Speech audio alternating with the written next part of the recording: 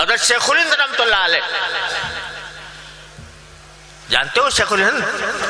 مولانا محمود الحسن صاحب قدس اللہ تعالی سرہ، وہ بیان حضرت تھانوی رحمۃ اللہ علیہ نے ان کو دعوت دی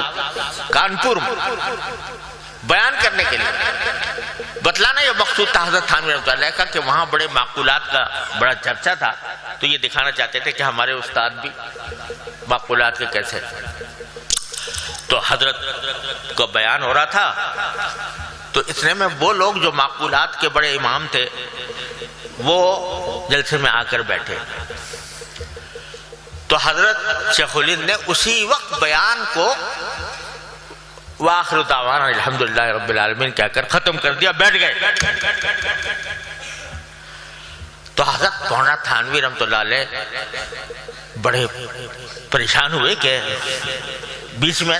وعظ ختم کر دیا، تو پوچھا، تو کہا کہ حضرت اب تو وقت آیا تھا بات کرنے کا، یہ لوگ آئے تھے معقولات والے، تو یہ ذرا دیکھتے ہمارے بزرگوں کی باتیں سنتے۔ تو فرمایا کہ ہاں یہی خیال میرے دل میں بھی آ گیا تھا،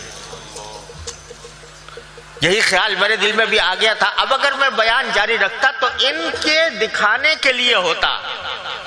ریاکاری کے لیے ہوتا، اس لیے میں نے بیان ختم کر دیا۔ تو بھائی اصل چیز یہ ہے کہ اخلاص ہو، دل میں اخلاص ہو، جو کام کریں وہ اللہ تعالیٰ کی رضا کی خاطر کریں تو اعمال میں وزن پیدا ہو۔